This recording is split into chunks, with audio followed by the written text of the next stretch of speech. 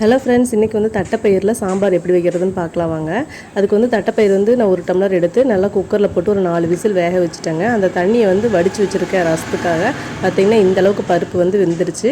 இது வந்து நம்ம மிக்ஸி ஜாரில் தான் போட்டு அரைக்க போகிறோம். ரசத்துக்கு வந்து பார்த்திங்கன்னா அந்த தண்ணி எடுத்து வச்சாச்சு. இப்போ வந்து வடைச்சட்டியில் எண்ணெய் ஊற்றி கடுகு சீரகம் போட்டு தாளித்து சின்ன வெங்காயம் ஒரு 5-6 எண்ணம் போட்டு நல்லா வணக்கி விட்டுக்கோங்க. காய் வந்து பார்த்திங்கன்னா கத்திரிக்காய், உருளைக்கிழங்கு, வாழைக்காய், அப்புறம் முருங்கைக்காய் இருந்தால் கூட போட்டுக்கலாம். அப்புறம் தக்காளி இதெல்லாம் போட்டு நல்லா கழுவி எடுத்து வச்சுருக்கேன். வச்சுட்டு பார்த்திங்கன்னா அந்த வடைச்சட்டியில் போட்டு நல்லா வணக்கி விட்டுக்கோங்க. ஒரு ஒரு நிமிஷம் நல்லா வணங்கின பிறகு நான் வந்து பார்த்திங்கன்னா வீட்டில் அரைச்ச சாம்பார் பொடி, மிளகா பொடி, மஞ்சள் பொடி இது 3ம் போட்டிருக்கேன். இது போட்டு இப்போ வந்து காய் வந்து ஒரு அரை வேக்காடு வேகிற அளவுக்கு நல்லா வேக வச்சுக்கோங்க. அதுக்குள்ளே வந்து தட்டைப்பயிரை வந்து மிக்சியில் போட்டு 1க்கு 2 அரைச்சிக்கோங்க. ஃபுல்லாக வந்து நைஸ் அரைக்க வேண்டாம். 1க்கு 2 அரைச்சி அந்த வேகிற காயில் வந்து போட்டு நல்லா கலக்கி விட்டுக்கோங்க. கலக்கி விட்டுட்டு